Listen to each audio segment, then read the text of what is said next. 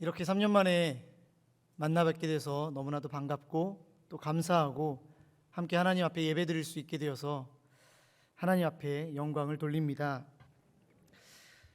코로나로 인해서 얼마나 많은 또 아픔과 또 어려움들, 힘든 시간을 보내셨습니까? 아직도 끝나지 않은 코로나의 위기와 어려움 속에서도 하나님으로부터 오는 위로와 능력으로 말미암아 승리하는 저와 여러분들 되시기를 주님의 이름으로 축원합니다. 쉽지 않은 코로나의 상황 속에서도 우리 사랑하는 번동 가족 여러분들의 기도와 또 후원과 격려로 인해서 지금까지 하나님의 선교를 잘 감당할 수 있었습니다. 오랜만에 만났는데 한번 태국어로 인사해 볼까요? 기억나시나요? 네, 손을 이렇게 좀 모시고 사와디캅. 네, 옆에 분들에게 한번 인사하겠습니다. 사와디캅. 네, 이렇게 인사하고 잘 준비해서 내년에는 한번 태국에서 만났으면 좋겠습니다. 기도 편지를 통해서 저희의 사역과 또 상황들을 아시겠지만 특별히 지난 2년간의 사역들, 하나님께서 저희 가운데 주셨던 놀라운 은혜들을 영상으로 한번 만들어 봤습니다. 함께 영상을 보신 후에 또 태국 상황과 또 말씀을 이어서 나누도록 하겠습니다. 준비된 영상 틀어주시면 감사하겠습니다.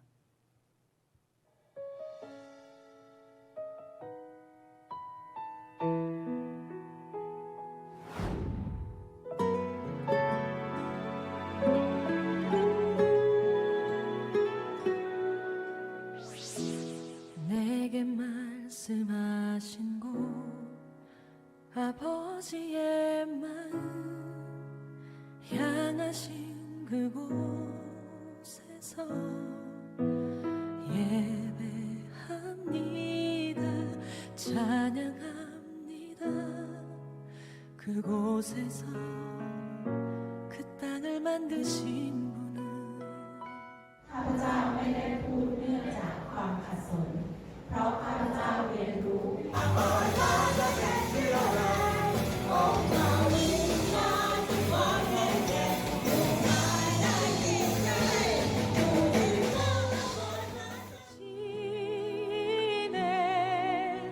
나의 노래가 주를 향한 예배가 그 땅을 회복시키네. 생수의 강이 넘치네. 가라 하시네. 주님 네, 프라윈양 머리수.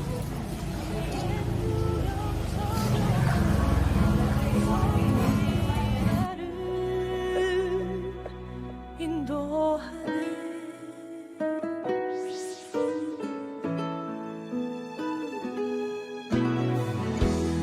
내게 말씀하신 곳 아버지의 마음 향하신 그곳에서 예배합니다. 찬양합니다. 그곳에서 그 땅을 만드신 분은 성령의 바람 나의 눈을 적시네. 내 노래 주를 예배하네. 하늘 가득히 주의 영광 선포되네. 주님 그 땅 회복시키시네.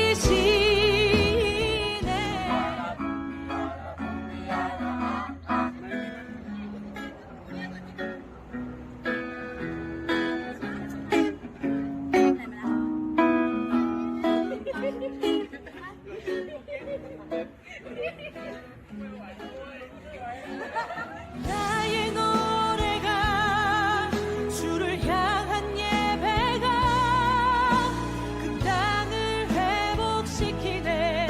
생수의 강이 넘치네. 가라 하시네. 주님 명하신 그곳 내겐 두려움 전혀 없네. 성령이 나를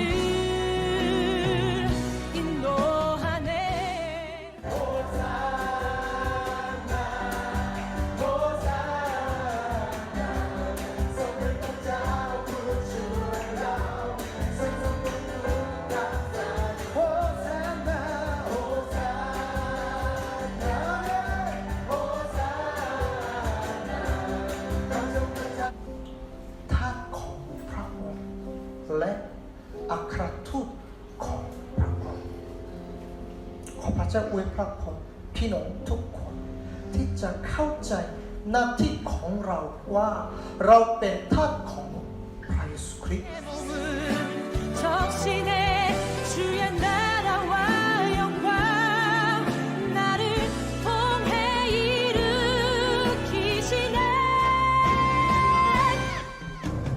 나의 노래가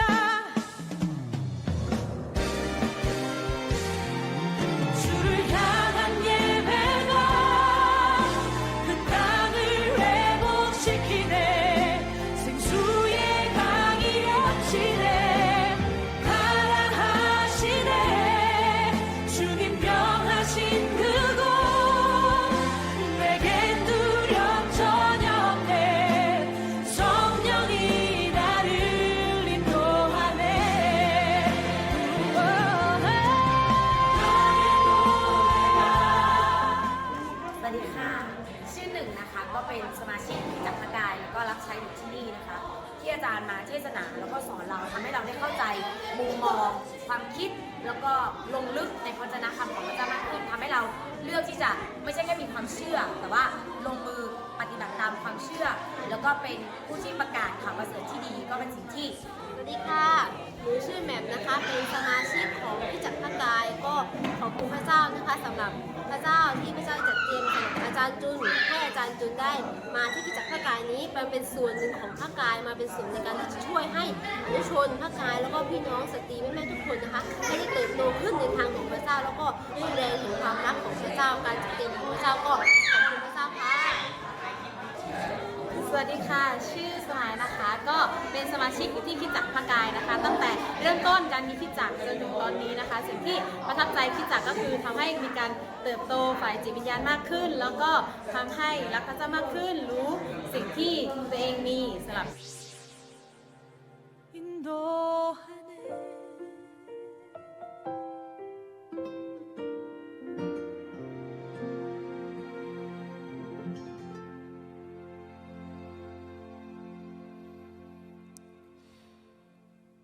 코로나로 인해서 참 많은 것들이 무너지기도 하고 어려운 상황이었지만 하나님께서 지난 2년간 또 이렇게 하나님의 귀한 사역들을 감당하게 하셨습니다.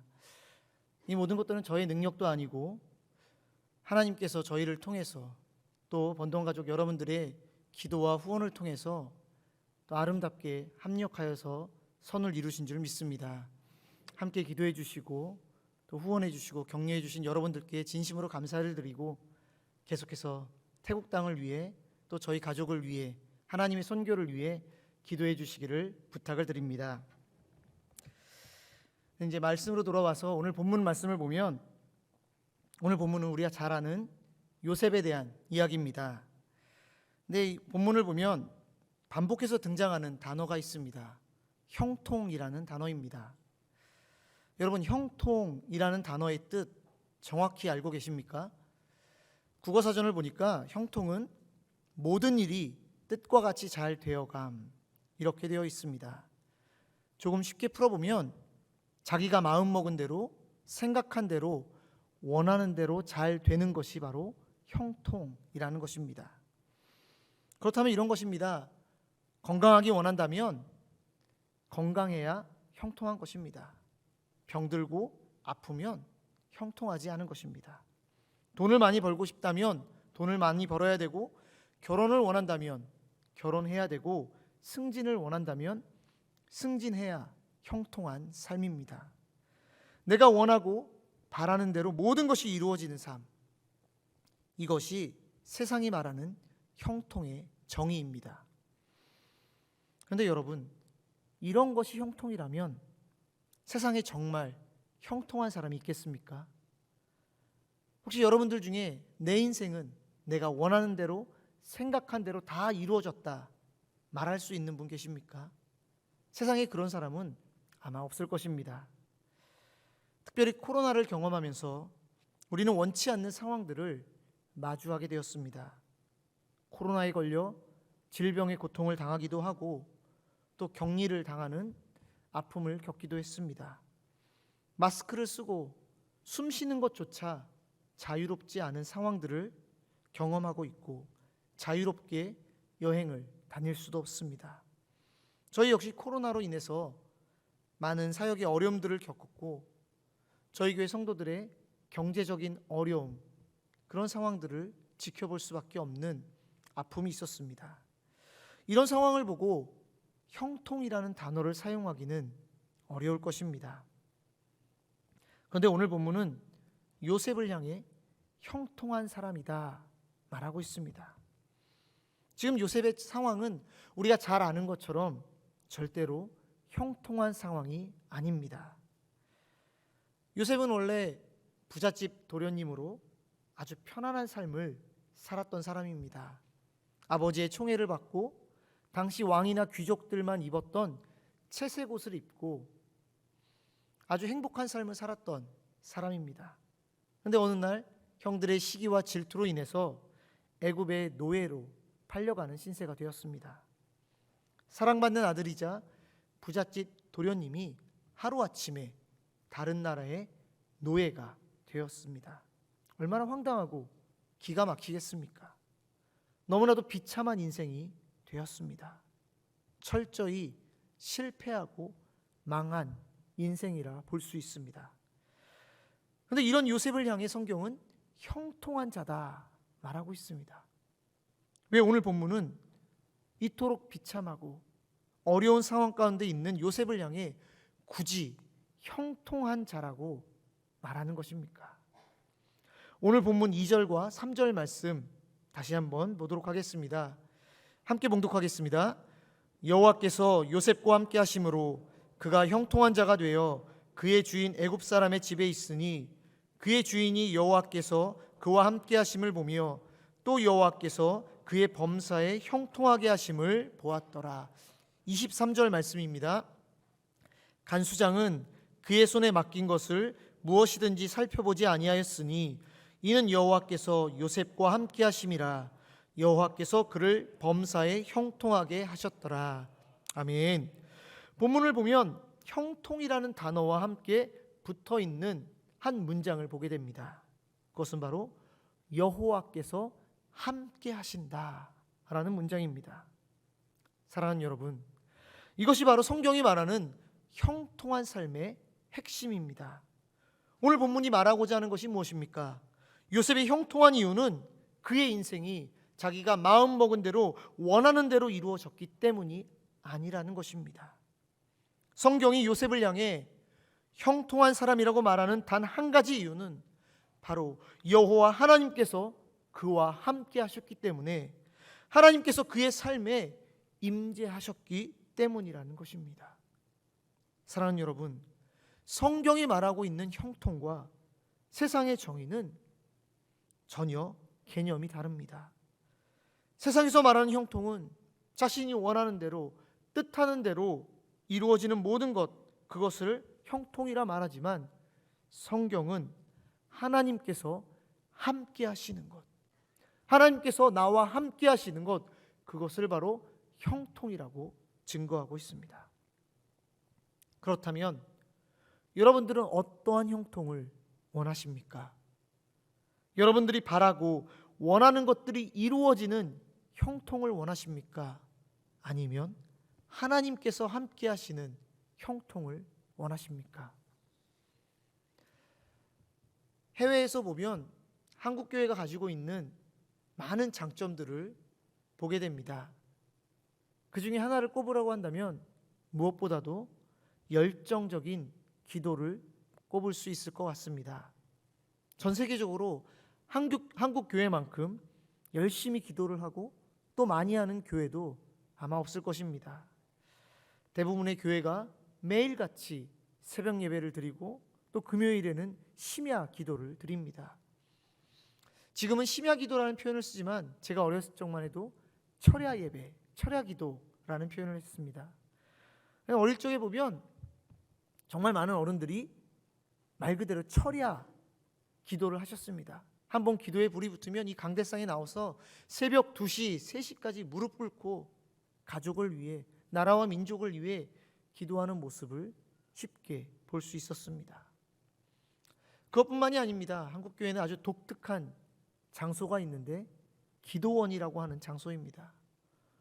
교회에서 기도하는 것도 성에 차지 않는 많은 사람들이 기도원에 몰려가서 하나님의 이름을 부르며 뜨겁게 기도하는 민족, 아마 한국 교회만이 가지고 있는 아주 독특하고 특별한 모습일 것입니다.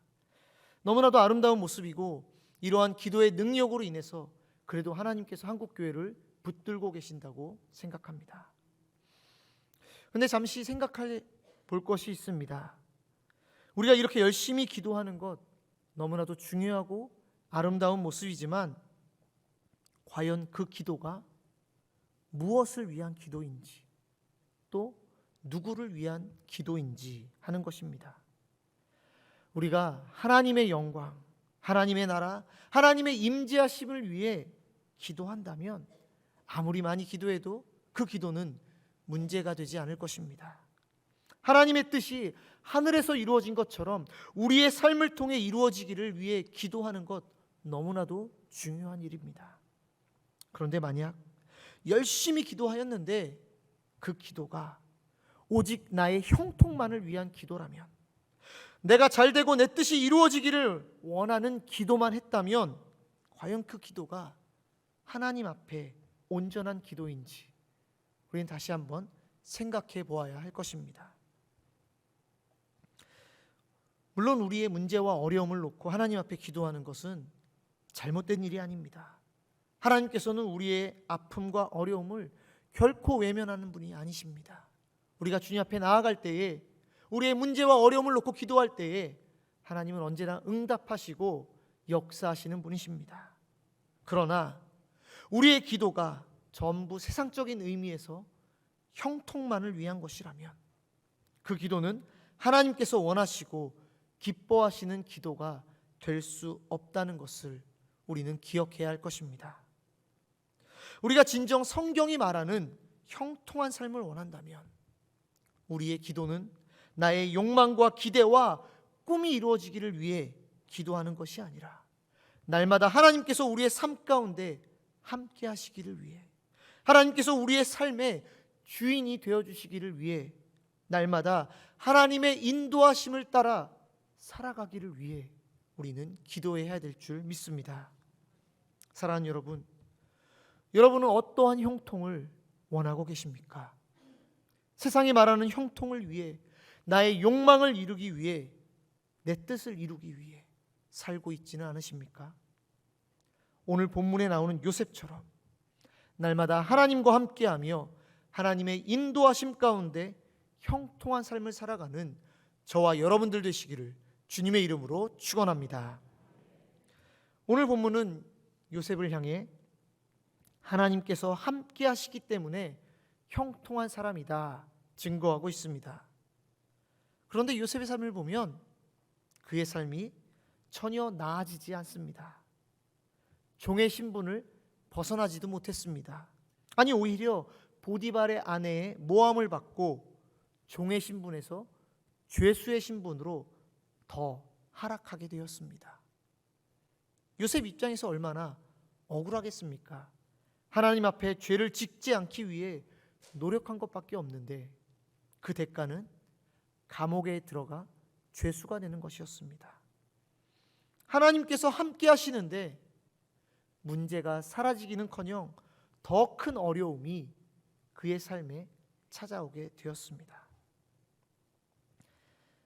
많은 사람들이 하나님께서 함께 하시면 인생의 모든 문제가 사라지고 행복한 삶을 살게 될 것이다 생각을 합니다. 그리고 그것이 형통한 삶이라고 생각을 합니다. 그러나 여러분, 성경은 그렇게 말하고 있지 않습니다.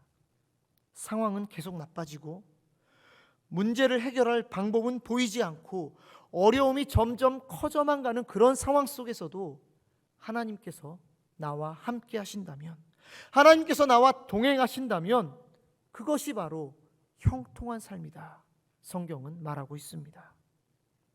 오늘 우리가 함께 찬양한 찬송가 483장 3절 가사는 이렇게 고백합니다.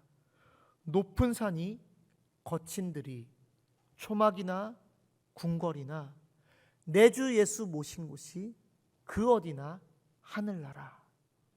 할렐루야 찬양하세. 내 모든 죄 사함 받고 주 예수와 동행하니 그 어디나 하늘나라. 아멘. 하나님은 우리가 하나님으로 인하여 이 땅에서 하늘나라의 삶을 살아가기를 원하고 계십니다. 세상이 주는 쾌락과 안락함이 아닌 하나님으로부터 오는 기쁨과 평안을 누리며 천국을 맛보며 살아가기를 원하고 계십니다. 찬송가를 보면 많은 작사가들이 있습니다. 찬송에 시를 지은 작사가들이 있는데 그 중에 제인 크로스비라고 하는 분을 종종 볼 수 있습니다. 이 제인 크로스비는 1820년 미국 뉴욕에서 태어났습니다. 그녀는 태어난 지 6주 만에 눈에 염증이 생겨 치료를 받다가 의사의 잘못된 진료로 인해서 그만 실명하게 되었습니다. 어린 나이에 실명을 하게 되었고 또 얼마 지나지 않아 아버지도 돌아가시게 되었습니다. 홀 어머니 밑에서 외할머니와 함께 지낼 수밖에 없는 그녀의 환경이 그리 좋을 수는 없었을 것입니다. 그러나 참 감사하게도 크로스비를 돌봐주셨던 외할머니께서 이 크로스비를 믿음으로 양육하셨습니다. 삶의 어려움으로 인해서 절망도 하고 시리에 빠지기도 했지만 결국 예수 그리스도를 구주로 영접한 이 크로스비는 자신의 삶을 다시 한번 되돌아보게 되었습니다. 감사의 제목들을 찾기 시작해 보니까 앞을 볼 수 없을 뿐이지 하나님께서 주신 수많은 선물들, 은혜가 있는 것을 발견하게 되었습니다. 무엇보다 하나님께서 그녀의 삶을 지키시고 인도하시고 보호하심을 깊이 깨닫게 되었습니다. 그때부터 크로스비는 하나님께 감사한 내용을 시로 적기 시작하였습니다. 하나둘 적기 시작하였 크로스비는 95세까지 살면서 8천여 편의 시를 작사하였고 현재 우리가 부르고 있는 찬송가에 21편이나 그 찬송가가 들어 있습니다. 우리가 잘 아는 예수로 나의 구주 삼고 주의 음성을 내가 들으니 오 놀라운 구세주 예수 나의 갈 길 다가도록 나의 영원하신 기업 다 크로스비 여사의 작품입니다. 크로스비는 앞을 볼 수 없는 장애를 가졌고 좋은 환경에서 자란 것도 아니었습니다. 사람들 눈에는 불행한 인생처럼 보일지 모르지만 그녀의 일생은 하나님 때문에 형통하고 아름다운 일생이었습니다. 그래서 그녀는 마지막에 시력을 잃은 것이 하나님께서 주신 가장 큰 축복이다 이렇게 고백하기도 하였습니다. 사랑하는 여러분, 코로나를 거치면서 얼마나 많이 힘들고 어려운 시간을 보내셨습니까? 저희 역시도 개인적으로 또 사역적으로 쉽지 않은 시간을 경험하였습니다.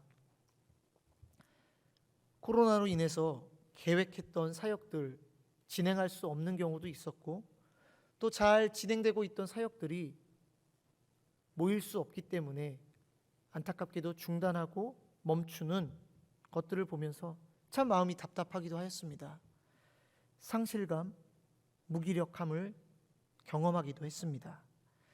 그런데 오늘 말씀을 통해 하나님께서 다시 한번 저의 생각을 새롭게 변화시켜 주셨습니다. 내가 원하는 대로 선교 사역이 진행되거나 사람들이 많이 모여 사람들 보기에 그럴듯한 사역이 된다면 그것이 사역이 잘 되는 것처럼 느껴지고 반대로 계획한 대로 선교 사역이 이루어지지 않거나 중단이 되면 마치 사역이 잘못된 것처럼 이렇게 생각하는 것이 얼마나 세상적인 관점인지 하나님께서 말씀하셨습니다. 성경을 보면 볼수록 하나님의 관심은 우리가 얼마나 많은 일을 하고 얼마나 대단한 업적을 남기는가에 있지 않다는 것을 알 수 있습니다. 대신 하나님은 우리가 얼마나 하나님과 함께 동행하고 있는가, 얼마나 하나님의 뜻을 붙들며 살아가고 있는가, 이것에 관심을 갖고 계십니다. 성경에 나오는 수많은 믿음의 인물들이 있는데 왜 그들이 하나님의 위대한 사람입니까? 그들의 능력과 업적 때문입니까? 그들이 놀라운 기적을 행하였기 때문입니까? 그렇지 않습니다. 그들이 위대한 하나님의 사람인 이유는 단 하나, 하나님께 붙들려 하나님과 동행하였기 때문입니다. 사랑하는 여러분, 하나님은 끊임없이 말씀을 통해 우리 모두에게 내가 너와 함께하겠다 약속하고 계십니다. 이사야 40장 10절 말씀에 두려워하지 말라 내가 너와 함께함이라 놀라지 말라 나는 너의 하나님이 됨이라 말씀하십니다. 마태복음 28장 20절 말씀에 볼지어다 내가 세상 끝날까지 너희와 항상 함께 있으리라 말씀하시고, 여호수아 1장 10절 말씀에 강하고 담대하라 두려워하지 말고 놀라지 말라 내가 어디로 가든지 내 하나님 여호와가 너와 함께 있으리라 약속하고 계십니다. 문제는 우리와 함께 하시겠다 약속하신 그 주님의 말씀을 우리가 아멘으로 받아들이고 삶 속에서 실제적으로 하나님과 동행하고 있느냐 하는 것입니다. 지난 한 주간 여러분들의 삶은 어떠셨습니까? 하나님과 함께하는 삶이셨습니까? 아니면 하나님의 부재 가운데 외롭게 홀로 살아가는 인생이었습니까? 하나님과 함께하는 삶은 교회에 나와 예배드리는 거나 봉사하는 것 그 이상의 의미를 가지고 있습니다. 하나님과 함께한다는 것은 내 삶의 주도권이 하나님께 있음을 인정하는 것입니다. 내 마음대로 삶을 이끌어가는 것이 아니라 하나님의 뜻에 맞추어서 삶의 방향을 결정하는 것입니다. 하나님께서 주신 가장 큰 계명, 마음을 다하고 목숨을 다하고 힘을 다하고 뜻을 다하여 하나님 한 분만을 사랑하며 살아가는 것, 이것이 바로 하나님과 함께하는 삶입니다. 마태복음 19장 말씀을 보면 예수님을 찾아온 부자 청년에 대한 이야기가 있습니다. 한 청년이 예수님을 찾아와서 어떻게 하면 영생을 얻을 수 있습니까? 질문을 합니다. 예수님은 하나님께서 주신 계명을 잘 지켜라 답을 주십니다. 그러자 이 청년은 아주 당당하게 제가 그 계명들 다 지키며 살아왔습니다 말을 합니다. 그러자 예수님께서는 그렇다면 너에게 있는 재산을 가난한 자들에게 다 팔아주고 너는 나를 따르라 말씀하십니다. 나를 따르라. 무슨 말씀입니까? 예수님께서 이 청년을 제자로 삼아 주시겠다 말씀하신 것입니다. 그런데 성경은 이 청년의 반응을 이렇게 기록합니다. 그 청년이 재물이 많음으로 근심하며 가니라. 예수님께서 제자로 부르셨는데 이 청년은 근심하며 떠났습니다. 저는 개인적으로 이 청년이 예수님을 만났던 많은 사람들 중에 가장 안타까운 사람이 아닐까 생각합니다. 예수님께서 나를 따르라고 말씀까지 하셨는데 결국 자신에게 있는 그 재물을 포기하지 못해서 근심하며 떠나갔던 이 청년의 모습, 혹시 오늘 우리의 모습은 아닙니까? 사랑하는 여러분, 하나님께서는 우리가 하나님께서 주시는 축복과 은혜에 집중하기보다는 하나님께 집중하기를 원하고 계십니다. 하나님만이 우리 삶의 유일한 소망이시고 구원이시고 도움이심을 깨닫고 하나님과 동행하는 삶이 되기를 원하고 계십니다. 코로나 기간을 거치면서 많은 성도들이 교회를 떠나거나 여전히 온라인 예배만 드리고 있다는 안타까운 이야기를 듣게 됩니다. 무엇이 문제입니까? 결국 하나님과의 관계성을 잃어버렸기 때문입니다. 사랑하는 여러분, 혹시 하나님과의 관계가 멀어지지는 않으셨습니까? 언제부터인가 하나님과 동행하는 기쁨을 잃어버리지는 않으셨습니까? 하나님과 함께하는 그 아름다운 관계가 회복되시기를 주님의 이름으로 축원합니다. 머리로만 주님의 말씀을 이해하고 믿는 것이 아니라 매일의 삶 속에서 말씀과 기도를 통해 하나님을 만나고 교제하고 기쁨을 누리는 저와 여러분의 삶이 되기를 주님의 이름으로 축원합니다. 하나님께서는 오늘도 저와 여러분들과 함께 하시고 만나서 교제하기를 원하고 계십니다. 우리의 삶이 하나님 한 분만으로 만족하며 하나님으로 인해 형통한 삶이 되기를 원하고 계십니다. 힘들고 어려운 이때 하나님께서 나와 함께 하시기 때문에 내 인생은 형통하다, 믿음으로 고백하는 저와 여러분들 되시기를 주님의 이름으로 축원합니다.